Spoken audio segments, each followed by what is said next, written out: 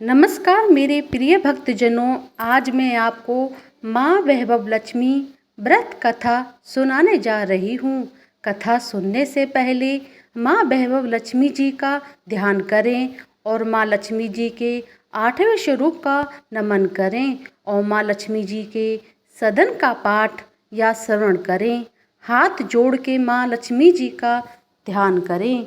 जो लाल कमल में रहती हैं, यह पूर्व कांति वाली हैं, ऐसा तेजस्विनी हैं, पूर्ण स्वरूप से लाल हैं, जिसके रक्त रूप वस्त्र पहने हैं, जो भगवान विष्णु को अति प्रिय हैं।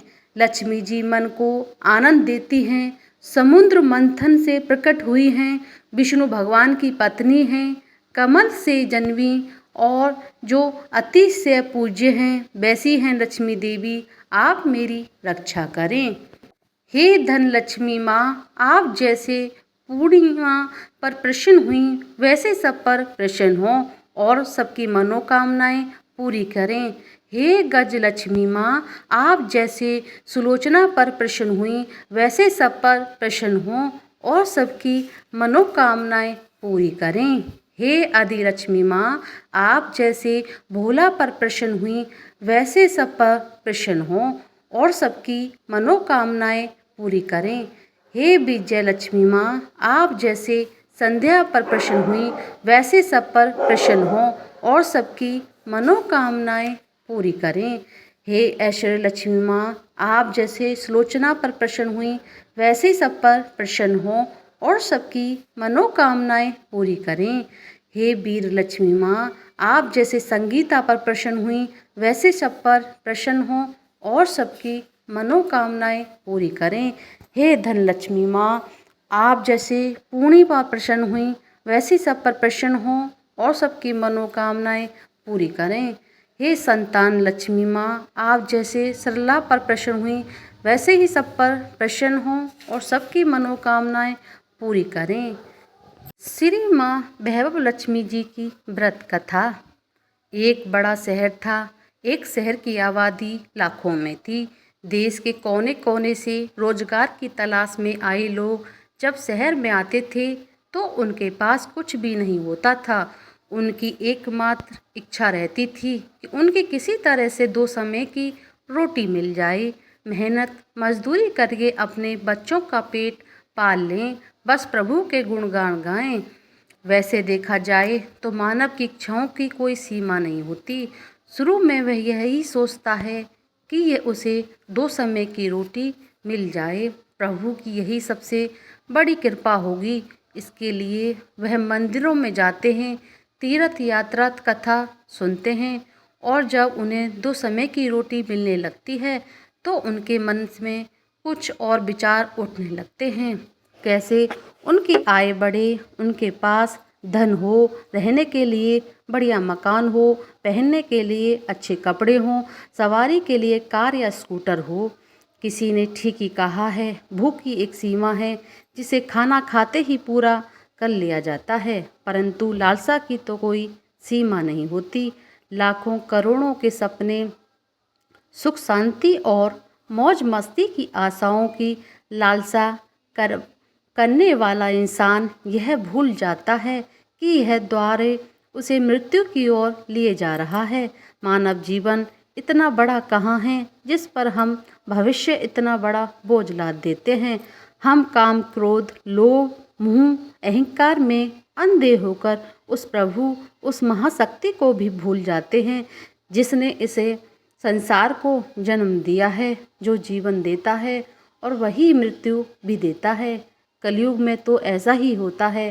पाप की परीक्षाएं लंबी और गहरी होना शुरू हो जाती हैं।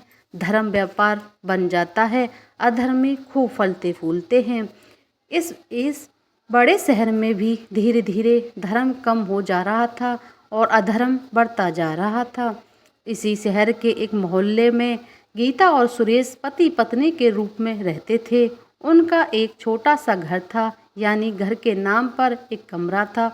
उसी में रसोई, उसी में सोना, उसी में खाना पीना, यही था उनका घर। सुरेश किसी मिल में नौकरी करता, गीता घर का सारा काम काज करती थी। उसने अपने छोटे से घर को इतना साफ सुथरा रखा था कि मोहल्ले की औरतें अक्सर कहती थीं कि घर की साफ सफाई रखना तो हमारी गीता बहन से सीखें। यह बात तो गीता भी जानती थी कि इस शहर में अच्छे लोग कम, बुरे अधिक हैं। उसी के अड़ोस पड़ोस में कुछ औरतें ऐसी थीं जो दिन भर एक दूसरे की चुगलियाँ करती थीं। दूसरे के घर में झांककर उनकी बुराइयां ढूंढना उनका सबसे पहला काम था। अपने घर की भले ही उनकी कोई खबर न हो, मगर पूरे मोहल्ले की खबर तो उनके पास यूं रहती थी जैसे मोहल्ले की डायरी लिखने का काम प्रभु ने उन्हें सौंप रखा हो। गीता को उनकी यह बातें पसंद नहीं थीं। पहले तो उसे घर के कामकाज में ही समय नहीं मिलता पाता, दूसरा पति की सेवा करना उसका धर्म था। पति की लंबी आयु और उन्नति के लिए वह हमेशा ईश्वर की उपासना में लगी रहती थी। मोहल्ले की चुगलखोर औरतों को गीता की अच्छी आदतें कैसे पसंद आ सकती थीं। वो तो वह कहने लगती थी, गीता में बड़ी अकड़ है, जो किसी की बात करना पसंद नहीं करती, शायद इसलिए कि वह बड़ी सुंदर है। उसे अपनी सुंदरता पर बड़ा गर्व है। उसे तो यह नहीं पता कि जिस मोहल्ले में रहते हैं वही सबसे मित्रता करते हैं, उनके साथ मिलकर बैठते हैं। यदि वह किसी के पास दुख सुख बांटने नहीं जाएगी तो कल को उसके पास कौन आएगा। इस प्रकार भांति भांति की बात किया करती। इन सबकी बड़ी बहन जानकी देवी थी, जो पूरे मोहल्ले को अपनी उंगलियों पर नचाती थीं। बहन जानकी देवी ने अपनी एक कीर्तन मंडली बना रखी थी, जो घर घर जाकर कीर्तन करती। गीता को ऐसी औरतें बिल्कुल पसंद नहीं थीं, जो कीर्तन करते समय भी एक दूसरे की चुगलियाँ करती हों। यही कारण था कि गीता ने कई बार उनको टोकते हुए कह दिया, देखो बहन जानकी देवी, मैं आपसे हाथ जोड़कर प्रार्थना करती हूँ कि पूजा एवं कीर्तन करते समय किसी की चुगली मत किया करो। किसी की बुराइयां करने से तो अच्छा है आप उस समय प्रभु का नाम लें, इससे आप जीवन में भी सफल होगा और बुराइयों से बच जाओगी। गीता की इतनी बात सुनते ही जानकी देवी को क्रोध आ गया। क्रोध के मारे उसके चेहरे का रंग लाल हो गया। वह कड़क कर बोली, ओ कल की छोकरी, क्या तू मुझे बताएगी कि मुझे क्या करना है? अभी शहर में आए 2 साल हुए हैं, गांव का गोबर हाथों से नहीं उतरा और हम शहर वालों को अकल सिखाने लगी है, गंवार कहीं की। देखो बहन, मैं गंवार हूँ या कुछ भी हूँ, मैं प्रभु भक्ति में पूरा विश्वास रखती हूँ। मैं यह अच्छी तरह जानती हूँ कि भक्ति में ही शक्ति है। भक्ति ढोलकियाँ चिमटे बजाने से नहीं होती, बल्कि सत्य के पथ पर चलने से होती हैं। ईश्वर की यही सिद्धांत है, यही शिक्षा है कि किसी का बुरा मत करो। मैं तो हर जीव आत्मा में रहता हूँ, तुम मेरी तलाश में क्यों भटक रहे हो? यदि तुम सत्य और विश्वास का सहारा लेकर अपनी आत्मा में मुझे तलाश करोगे तो मैं तुम्हें अवश्य मिलूँगा। इस बात को सुनकर जानकी देवी और उनकी साथी सब मिलकर गीता का मजाक उड़ाने लगीं। गीता जानती थी कि ये लोग पाप करने वाले हैं, इनकी पूजा तो केवल ढोंग है, दिखावा है, इनके मन में काले खोटे हैं, इनसे अधिक बोलने का कोई लाभ नहीं। इनकी कीर्तन मंडली खूब धन कमा लेती है, ईश्वर के नाम पर व्यापार, दुर्गा के नाम पर लूट, छी छी छी। घिन होने लगी थी गीता को इन सब से। उसने अपने घर में पूजा पाठ करना शुरू कर दिया और इन लोगों से दूर रहने लगी। उधर सुरेश बुरी संगत में पड़कर शराब पीने लगा, जुआ खेलने लगा। गांव से आया सीधा साधा सुरेश शहर के साथियों में ऐसा फंसा कि उसे बुरी आदतें लग गईं। शुरू शुरू में उसने अपने आप को बहुत बचाने का प्रयास किया, लेकिन जब चारों ओर आग लगी हो तो वह कब तक बच सकता था? एक मजदूर का वेतन ही कितना होता है? सारा महीने मेहनत करने पर जो कुछ उसे मिलता था, उससे घर की 2 समय की रोटी ही चल सकती थी। मकान का किराया, दुनियादारी, कपड़े लत्ते, यह सब कुछ उस वेतन से ही चलता था। लेकिन जब इस वेतन से शराब पी जाए, चरस गांजा पिया जाए, जुआ खेला जाए, घर कैसे चलेगा? गीता बेचारी बहुत दुखी हो गई।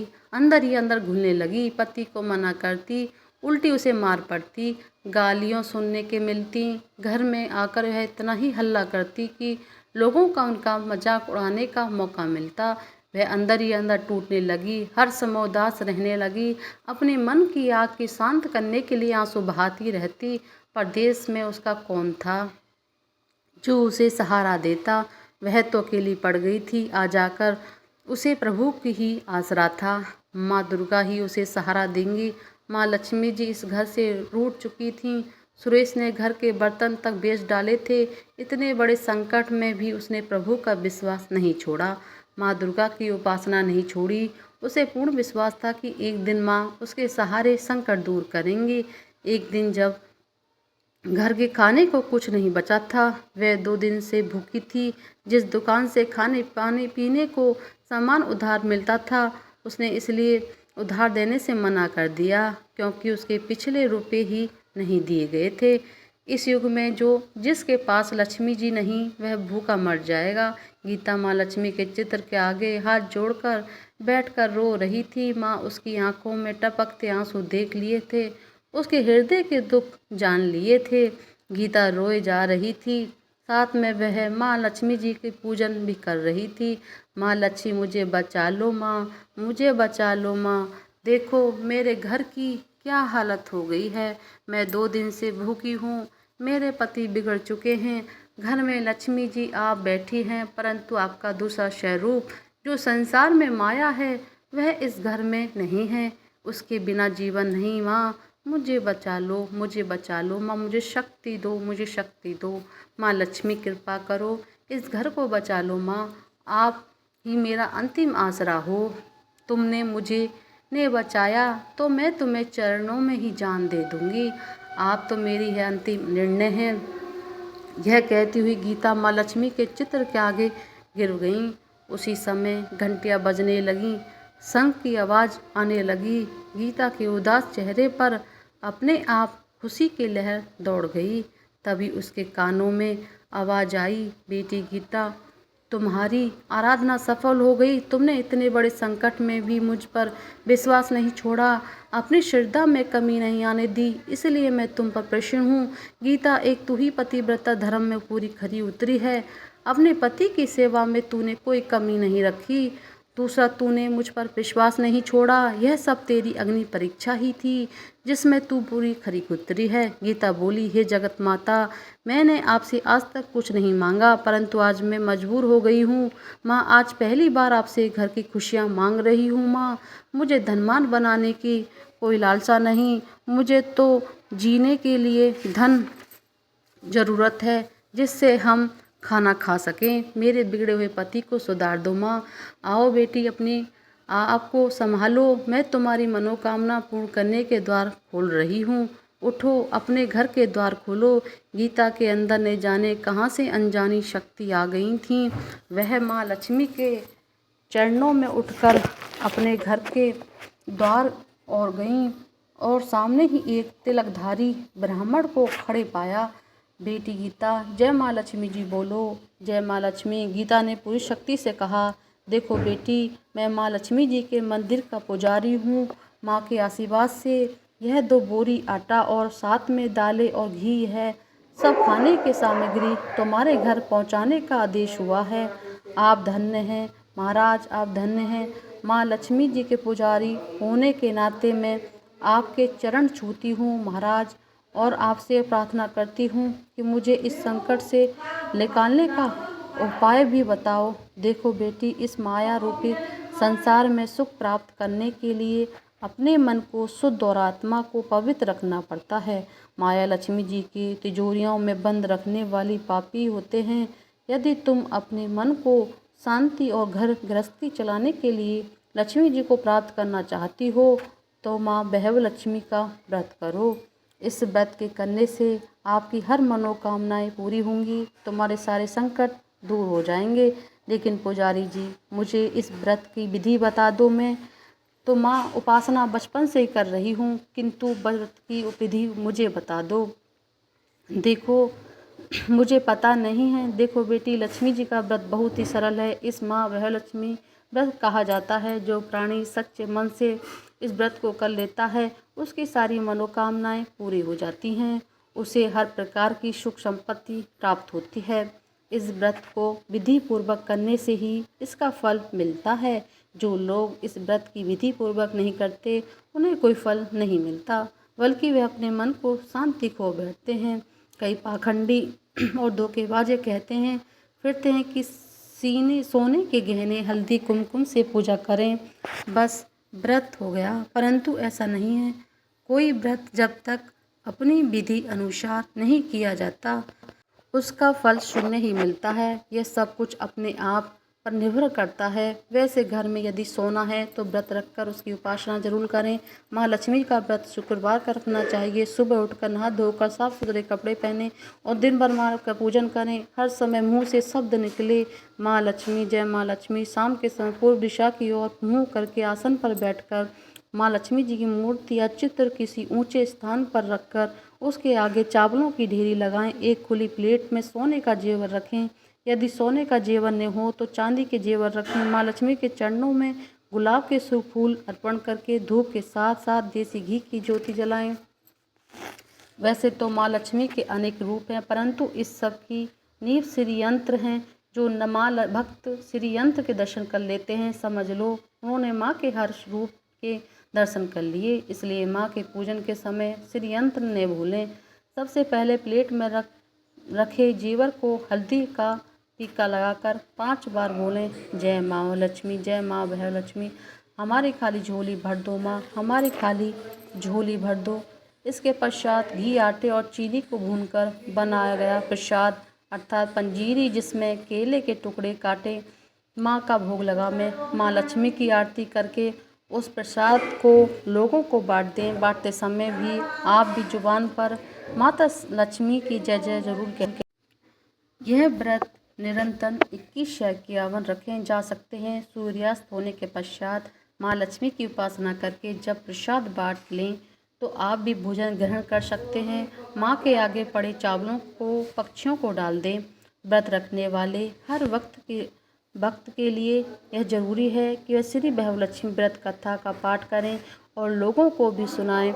इससे और अधिक पुण्य मिलता है। यह सारे व्रत जब विधि पूर्वक पूरे हो जाएं तो इसके फलस्वरूप प्राणी की हर इच्छा पूरी हो जाती है। धन तो आता ही है, परंतु जिसके घर में संतान न हो उनके लिए वह व्रत वरदान से कम नहीं।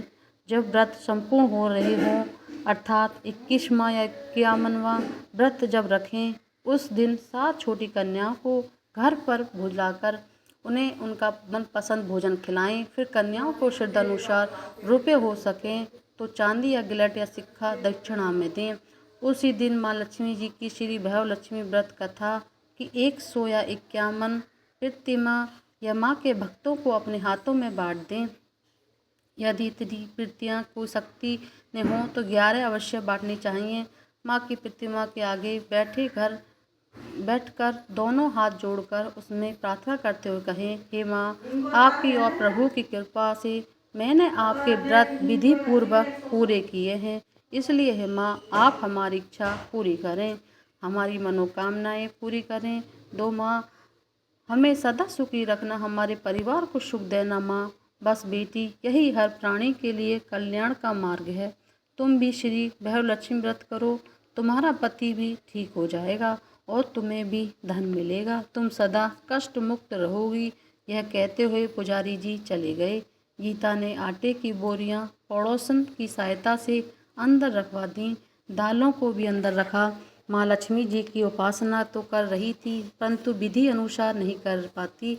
आज मैं लक्ष्मी जी की उसकी हालत देखकर जो उसकी सहायता की है उसे यह कैसे भूल सकेगी। ऐसा उसे ध्यान आया, कल ही शुक्रवार है, मैं कल ही माँ लक्ष्मी जी के 21 व्रत आरंभ करूँगी। दूसरे ही दिन गीता शुक्रवार की व्रत कथा शुरू कर दी और कथा साथ ही माँ व्रत रखा। सारा दिन माँ की आरती करती रही। फिर उसने रात्रि के समय श्री भैरव लक्ष्मी व्रत कथा का पाठ करके घर के आए पति के चरण छूकर उसे प्रसाद खिलाया। उसके पति ने उसे प्यार से सीने से लगा कहा, मेरी गीता, तुम तो सचमुच देवी लग रही हो, मैं ही पापी था। जो आज तक देवता ने बनकर राक्षस बना रहा, लेकिन आज मेरी आँखें खुल गई हैं। अब मुझे अपनी भूल का एहसास हो रहा है और मैं माँ लक्ष्मी के चरणों में बैठकर यह प्रतिज्ञा करता हूँ कि मैं कभी भी शराब नहीं पीऊँगा, न कभी जुआ खेलूँगा, ना ही गंदे और बुरे लोगों की संगत में बैठूँगा। मैं तुम्हें कभी दुख नहीं दूँगा। मेरे देवता, मेरे प्राणनाथ माँ लक्ष्मी की कृपा से आप सुधर गए तो मुझे संसार के खजाने मिल गए। आज मैं कितनी खुश हूँ माँ। मेरा उजड़ा घर बसा दिया, मेरा सुहाग मुझे मिल गया। अब मैं किस व्रत पूर्ण करके श्री वैभव लक्ष्मी व्रत कथा 51 प्रतिमा लक्ष्मी भक्तों को बांटूंगी, ताकि उनका भी मेरे ही भांति कल्याण हो। सुरेश ने अपनी पत्नी का हाथ पकड़कर उसे चूमते हुए कहा, देखो गीता, जिस माँ लक्ष्मी ने मुझे पाप के संसार से निकाल दिया है, मैं भी उनके 21 व्रत रखूंगा, सदा घर में उनकी पूजा करता रहूंगा। गीता ने अपने पति के चरणों में अपना सिर रखते हुए कहा, मेरे देवता, आज मैं बहुत प्रसन्न हूँ, बहुत ही प्रसन्न हूँ माँ लक्ष्मी कृपा से मुझे आज नया जीवन मिला है। बोलिए वैभव लक्ष्मी मैया की जय।